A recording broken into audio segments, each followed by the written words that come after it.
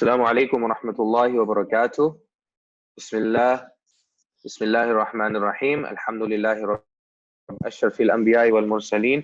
Nabiyyina wa Habibina wa Shafi'ina Muhammad wa ala alihi wa ashabihi ajma'in. Amma ba'd. My dear respected brothers and sisters in Islam, I hope everybody had a good fast today as well. And, inshallah, everybody has completed their fifth fast. These days it's hard to tell what day it is, what day of the week it is, how many days we've been fasting so far. But we, especially for Ramadan itself, we need to make sure we are counting the days, because before we know it, the month could end and maybe we didn't do everything that we had intended to do in this month. So we really need to make the most of our time in this month and keep track of the days. So tonight we will be going over the sixth juz. So that means today was the sixth fast, because we'll be going over the sixth juz, inshallah. And tonight will be the seventh Taraweeh, bi'idhnillahi ta'ala. And the sixth juz concludes Surah An-Nisa and begins Surah Al-Ma'idah. And just like any other Madani surah, Surah Al-Ma'idah talks about a ton of laws and prohibitions and legislation, Islamic legislation, laws from Allah subhanahu wa ta'ala, rules and regulations. So Surah An-Nisa ends off speaking about the people of the book again. And the juz itself begins with a very powerful verse where Allah subhanahu wa ta'ala says, بَعْدَ أَعُوذُ بِاللَّهِ مِنَ الشَّيْطَانِ الرَّجِيمِ لَا يُحِبُّ اللَّهُ الْجَهْرَ بِالسُّوءِ مِنَ الْقَوْلِ إِلَّا مَنْ ظُلِمَ.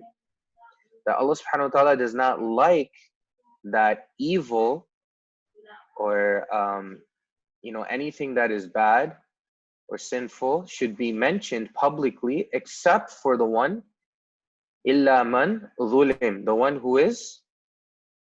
who is oppressed, the one who is having injustice acted upon him, right? So they can speak of the things, the evil that is going on, because Allah subhanahu wa ta'ala, he wants everyone to be just towards each other.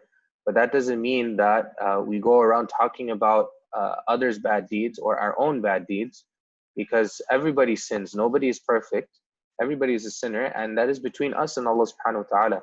It is better for a person to cover his own bad deeds and pray that Allah subhanahu wa ta'ala keeps his own bad deeds covered, and to cover the bad deeds of our fellow brother and sister. It is not good to expose one another, right? Unless there is some injustice, some type of injustice going on. And then Allah subhanahu wa ta'ala continues to speak about the people of the book, like the Jews and the Christians, and mainly the Jews, because of how they treated their own prophet Musa alayhi salam.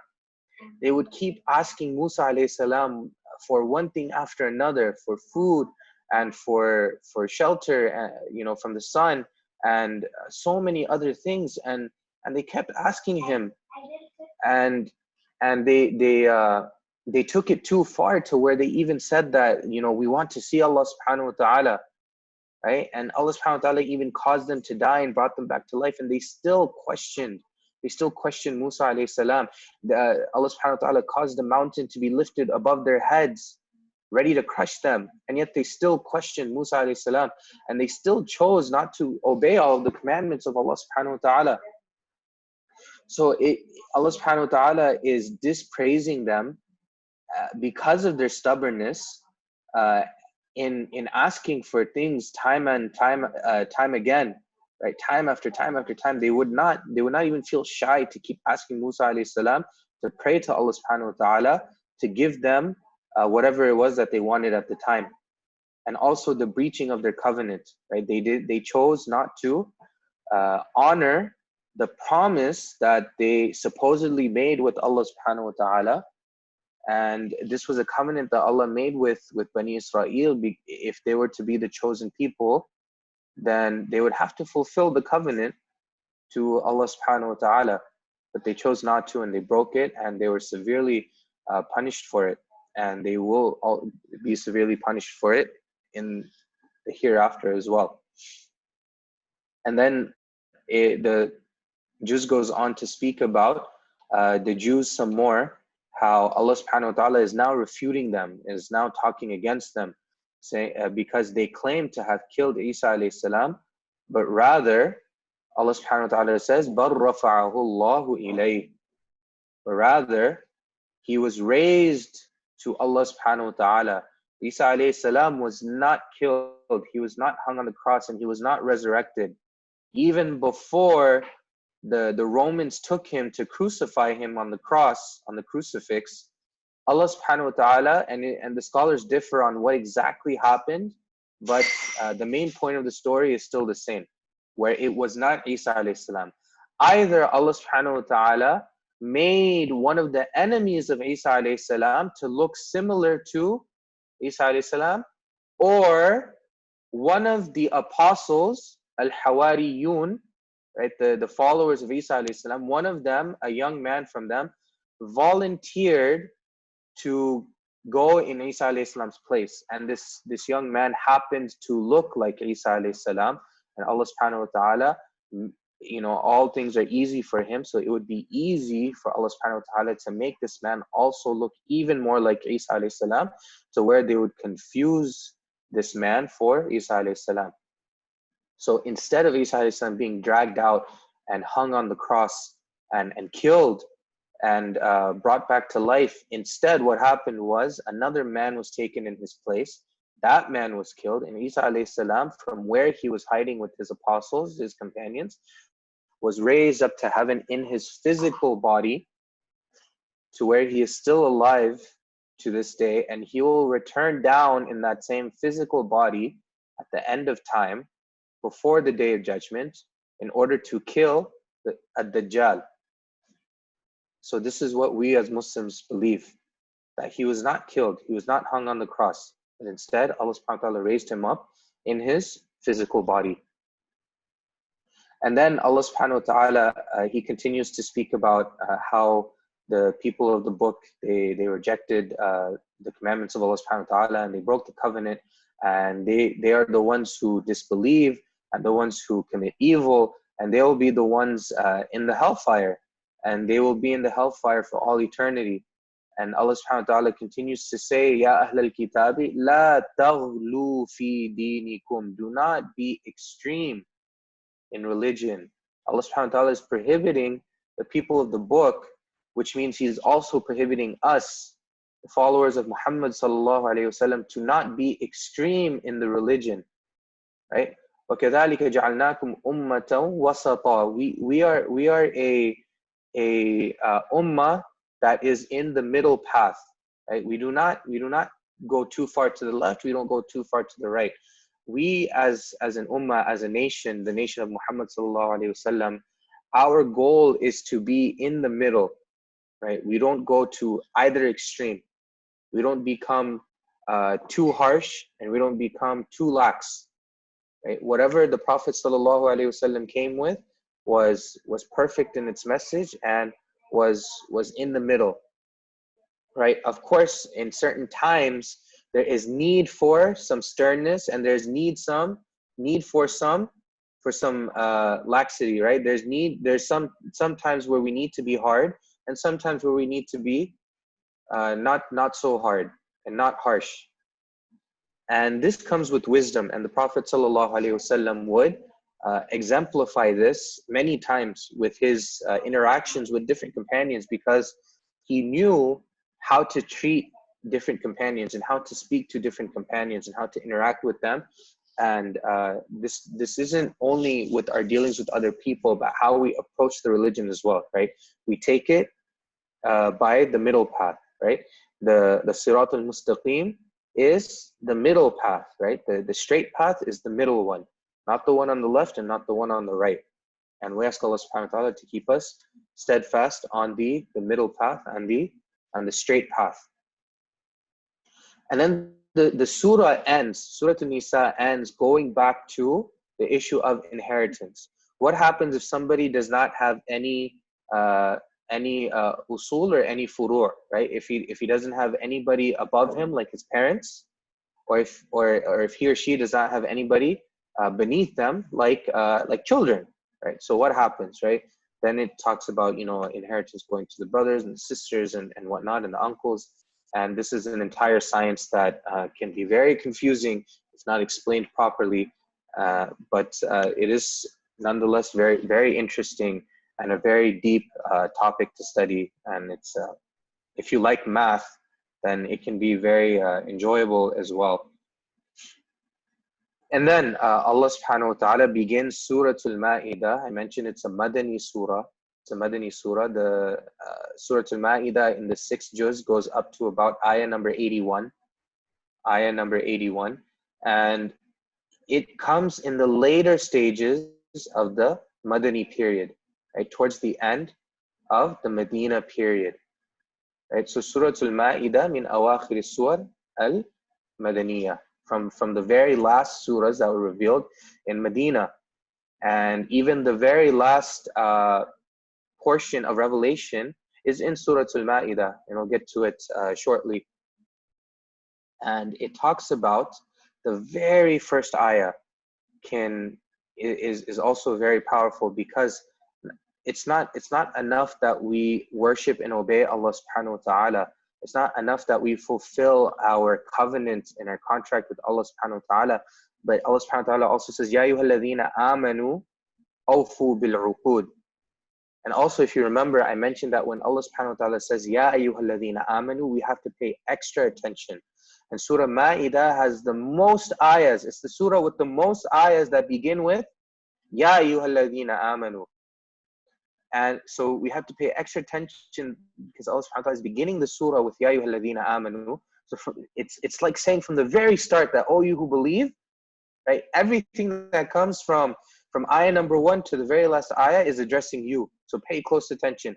Ya ayyuhalladhina amanu awfu bil-uqud. Awfu bil-uqud. Honor your covenants, honor your contracts. Right? So it's not enough that we worship Allah subhanahu wa ta'ala, but then we cheat the people, right? That's not okay. It's not okay ever, right? You have to be honest with yourself in worshiping Allah subhanahu wa ta'ala, and you have to be honest with the people out of fear of Allah subhanahu wa ta'ala. There's a recurring theme that Islam is justice, and we have to be just with the people. We have to be just with everybody we interact with, whether they be Muslim or non-Muslim. Right? We have to honor our contracts with those who we're close to, with those who we're not close to, even non-Muslims. Right? It's not okay to cheat non-Muslims as well. What kind of example is that, when we, the Muslims, are supposed to be examples?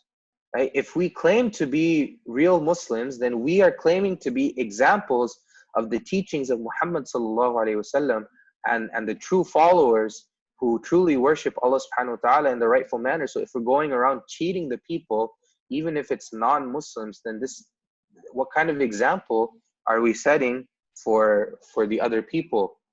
Is this how we want to represent Islam? Is this how we want to show that we follow the commandments of Allah subhanahu wa ta'ala? We have to honor our contracts and our covenants. And some of the beginning ayahs speak about the different types of food that is haram, right? The different types of meat that is haram, and some types of foods that are halal. Right? Everything that is good has been made halal for us, and the food of the people of the book has been made halal for us. And I mentioned the very last piece of revelation that was sent to the Prophet ﷺ was sent to him in Hajjatul Wida on the day of Arafah, when Allah subhanahu wa ta'ala says to Muhammad sallallahu alayhi wa sallam, Al-yawma akmaltu lakum deenakum wa atmamtu alaykum ni'mati wa raditu lakum al-islam deena. Al-yawm, on this day, today, akmaltu lakum deenakum, I have completed your religion, wa atmamtu alaykum ni'mati, and I have completed and fulfilled my favors upon you. Wa raditu lakum al-islam deena. And I am pleased that for you is the religion of Islam. Right? And subhanallah, it was when the Jews in Medina first heard of this ayah, they went to Umar radiallahu anh. This was after the passing of the Prophet sallallahu alaihi wasallam. This is during the Khilafah of Umar radiallahu anh. And they told him that if we had an ayah or a verse like this one, then we would celebrate the day that it was revealed on. And of course, Umar, with his wisdom, he said that we already celebrate this day because this day was revealed on the day of Arafah, on the farewell pilgrimage of the Prophet ﷺ. So the Muslims, they pay Eid after the pilgrims are done with Arafah. So we technically do celebrate the day this ayah was revealed, or this portion of the ayah was revealed.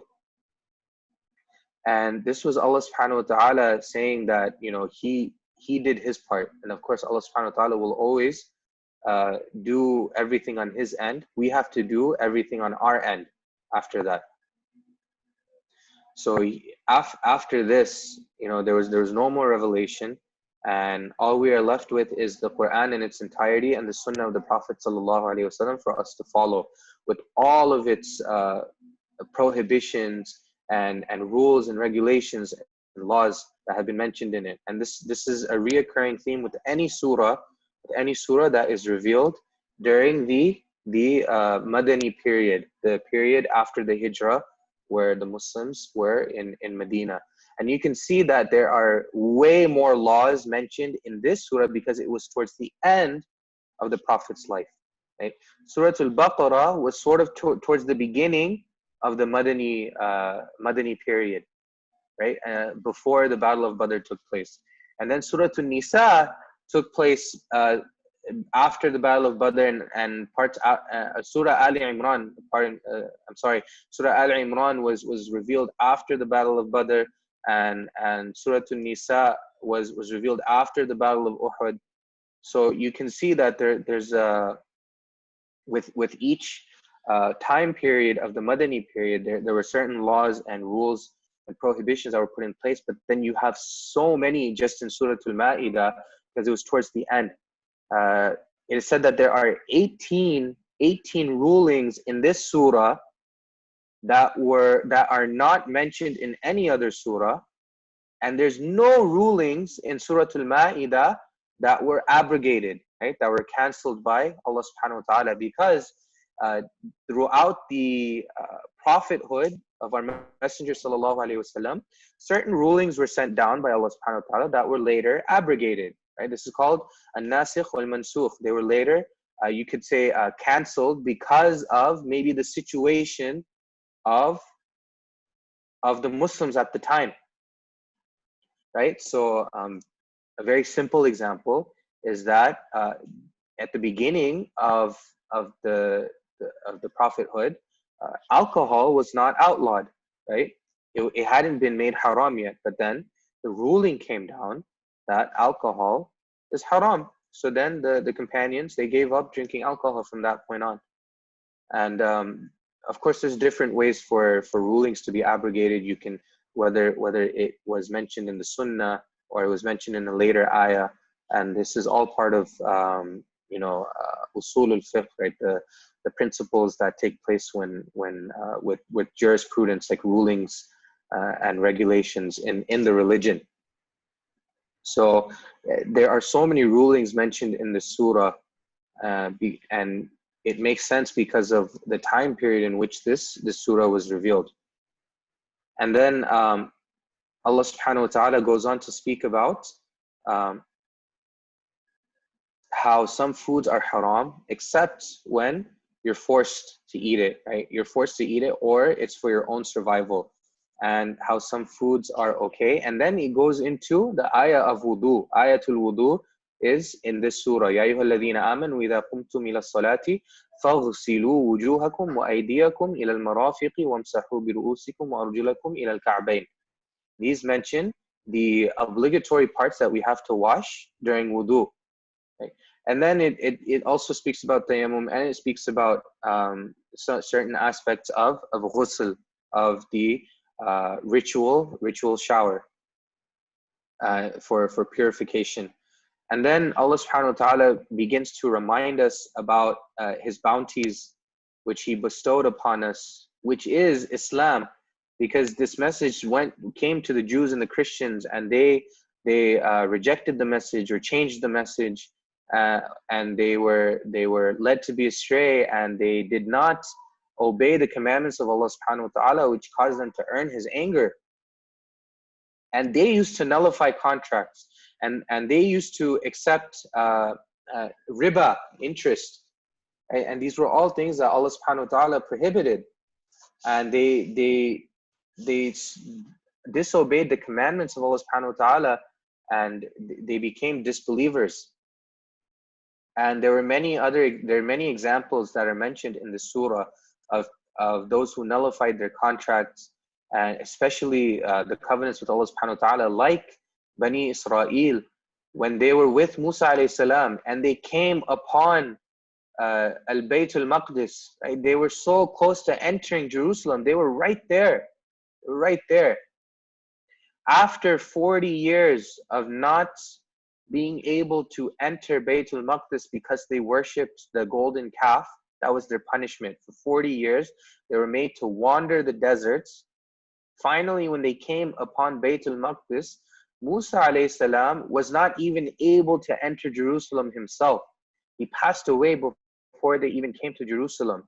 And it was said that the protege of Musa and Harun alayhim as-salam, Yusha bin Nun, who is said to be a prophet as well, wallahu alam, but it was said that he was the one leading them, and they were not able to enter because they when they got there, there was another ruler there, and they would have to fight this ruler in order to kick him out, and for them to rightfully take over, for them to rightfully take over their position as the dwellers of Jerusalem. But they decided not to, and instead Bani Israel, they said that you and your Lord, you go and take over Jerusalem. We'll sit back, and once you guys are done fighting and are successful, then we'll enter. Right? They were being so lazy. They had Allah subhanahu wa ta'ala on their side. They had the promise of Allah subhanahu wa ta'ala that they would be the chosen ones if only they obeyed. If only they obeyed Allah subhanahu wa ta'ala and gave just a little bit of effort. But out of their arrogance and their laziness, they told Yusha bin Nun that you go with your Lord and you fight. We're not going to fight. Right? SubhanAllah, can you imagine that Allah subhanahu wa ta'ala is promising you to be the chosen people until the end of time, and this is how you respond to Allah subhanahu wa ta'ala. So this is why they were not made to enter Bayt al-Maqdis either. They had to go through a lot of misery before they were able to finally enter al-Bayt al-Maqdis, Jerusalem. And then it mentions the story of the two sons of Adam alayhi salam, which was the first murder to take place, in the history of mankind. And Allah subhanahu wa ta'ala says, وَاتْلُ عَلَيْهِمْ نَبَأَ بَنَيْ آدَمَ بِالْحَقِّ. And the word naba'a means to convey some news, and it's not exactly the same as khabar. Naba is a little bit different, so where there's more of an emphasis on this news. Like this is breaking news, important news. You have to listen, right? Somebody tells you there's many different types of news. When you look at a newspaper, you have different sections. You don't always read all of it, but this is Allah subhanahu wa ta'ala telling us we have to pay close attention, because there's many lessons in this, where you had Habil and Qabil, and the story of Cain and Abel, where Qabil was jealous of his brother Habil, and this jealousy came because Adam alayhi salam and Allah subhanahu wa ta'ala, rightfully so, they preferred Habil over Qabil. Why? Because there was a few incidents that took place. So Habil was made to marry the sister of Qabil, and Qabil was asked to marry the sister of Habil. And he did not want to marry the sister of Habil because the sister of Habil was not very good looking, and his sister was very good looking, and Qabil and Habil was to marry her. So he became jealous from this firstly. And then Adam alayhi salam told his sons, and keep in mind that these are all Israeliyat narrations. These narrations came from the people of the book. But we're able to take these narrations. We do not confirm them, nor do we reject them. We just take them as is, as stories. So also, Adam alayhi salam told Habil and Qabil that, look, why don't you guys make a offering to Allah subhanahu wa ta'ala to see who is right? Because Qabil did not want to marry the sister of Habil, nor did he want Habil to marry his sister. So in order to see who was correct and who had more favor from Allah subhanahu wa ta'ala, he said, why don't you give a sacrifice each? Habil was a shepherd, so he chose the best sheep that he had, the fattest and healthiest sheep that he had, and offered it to Allah subhanahu wa ta'ala. Whereas Qabil was a farmer, right? He was more in agriculture. He planted grain and these things and wheat. So he chose the worst of his crop and he offered it to Allah subhanahu wa ta'ala. So which one did Allah subhanahu wa ta'ala accept? Adam alayhi salam told him that, a fire would come down and take the offering that was chosen by Allah subhanahu wa ta'ala. So of course, it took the offering of Habil, right? The fat sheep, the fat healthy sheep, because he chose what was from the best of his belongings and gave it to Allah subhanahu wa ta'ala. And Qabil, he chose what was from the worst. And the lesson you can see from this is when we give for the sake of Allah subhanahu wa ta'ala, when we donate, whether it's our time, our effort, our energy, our wealth, we have to give the best. Allah subhanahu wa ta'ala prefers that over us just, drudging along, being lazy or complaining, or, not giving it our 100% or not giving from the best of our wealth. And I believe, Sheikh Ahmed mentioned this when speaking about the verse, لَن تَنَالُوا الْبِرَّ حَتَّى تُنْفِقُوا مِمَّا تُحِبُّونَ. You don't truly obtain piety until you give from that which you love, So it has to be from the best, from the thing that we would find it very difficult to part from. Right? This is the true type of piety that we can obtain, righteousness that we can obtain. Right? The type of the ultimate righteousness we can obtain is that which enters us into Jannah. Right? We can obtain this when we give from that which we love, in terms of charity and our time and our effort and our charity and our energy. Right? So then, because the jealousy kept building up between Habil and Qabil, who were brothers, he decided that, you know what, I'm just going to kill him. Like, he's going to kill him. Like, he made this his a hard intention to kill Habil. So then he killed him, and then he didn't know what to do, because this was the first time anybody had died. Like, nobody had died yet up until that time, so he didn't know what to do. And the body was just sitting there, and it began to decay, and it began to smell. It was smelling rotten. And then Allah subhanahu wa ta'ala, he sent down a crow. فَبَعَثَ اللَّهُ غُرَابًا يَبْحَثُ فِي الْأَرْضِ لِيُرِيَهُ كَيْفَ يُوَارِي سَوْءَةَ أَخِيهِ. To show, he sent down a crow to show Qabil how it should be done, right? Because the crow took the dead body of another crow, whether it killed it or if it was already dead, and buried it. It dug in the ground, to maybe look for some food, and then it buried the other crow. So then Qabil got the idea in his head that, okay, maybe I should dig up a hole in the ground and bury my brother in there. This was Allah subhanahu wa ta'ala showing Qabil that this is what you do with a deceased body. You dig up the ground and you bury it into the ground. And this was the first murder. And this came between two brothers. It was not even two strangers. It was between two brothers and two sons of a prophet, Adam alayhi salam. And Adam alayhi salam, and his children were not so far removed from Adam alayhi salam and Hawa being sent down from heaven. So this was, of course, very saddening to Adam alayhi salam, because he felt that he had lost two sons. One had lost his life, and the other one he had lost to shaitan. And then, of course, after this comes the prohibition of killing, because Allah subhanahu wa ta'ala says, فَكَأَنَّمَا قَتَلَ النَّاسَ جَمِيعًا. If you were to kill one person, one innocent soul, it's as if you killed all of mankind. وَمَنْ أَحْيَاهَا فَكَأَنَّمَا أَحْيَا النَّاسَ جَمِيعًا. And if you were to save just a single life, then it's equivalent to have saving all of mankind. You know, subhanAllah, we see that in this time as well, especially in this time, you see so many medical workers and frontline workers and nurses and doctors. They're putting their own health at risk and their own lives on the line in order to help save people from being sick. And they do this every day. They do this every day, but now it's even more magnified because of the virus going around, and they're still going into work and trying to save lives. So may Allah subhanahu wa ta'ala keep them all safe and bless them and immensely and reward them immensely for all of the good that they do.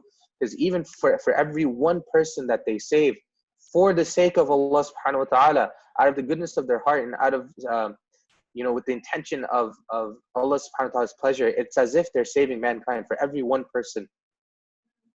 And the punishment for someone who kills somebody else intentionally is hellfire, especially if it's a believer.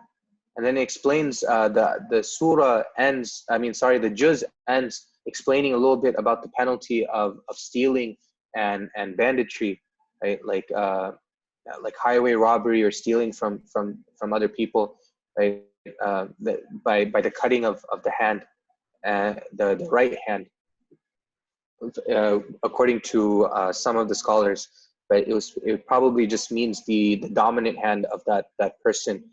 And also the juz itself ends by speaking a little bit about who we should side with in times of trials and tribulations.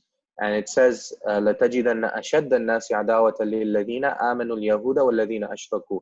So the people that will be the most against us are the ones who associate with Allah and the people who are from Bani Israel that follow al-Yahud.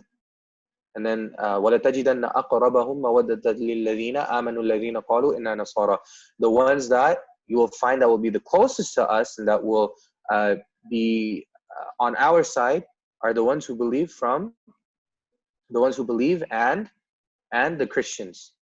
Right? So we have to ask Allah subhanahu wa ta'ala to protect us from all our enemies and to let us see who are those that are the allies of Islam and that will help us in our times of need. And we ask Allah subhanahu wa ta'ala to protect us from all trials and tribulations and to help those who are under oppression. Allahumma ansur al-ikhwanana al-mustada'afina fi kulli makan ya Rabbil Alameen. Allahumma ansur ikhwanana al-muslimina fi kulli makan ya Rabbil Alameen. To help all of our brothers and sisters around the world who are facing injustice and oppression, and to help us get through all of our tough times, especially the tough times we're facing right now in this pandemic, and to forgive us and to have mercy upon us and to forgive the dead and to have mercy upon our elderly and our parents and our children, and to guide those who are misguided, and to help all of the Muslims around the world for all of our needs, and to forgive us because Allah subhanahu wa ta'ala loves to pardon. So please pardon us in this blessed month of Ramadan, and to accept our fasts and our prayers and our dua and all of our good deeds, and to send the best of blessings and salutations upon the Prophet ﷺ and his family and his companions and those who follow him until the day of judgment. Subhana rabbika rabbil izzati amma yasifun wa salamun ala al-mursaleen walhamdulillahi rabbil alameen. Assalamu alaikum wa rahmatullahi wa barakatuh.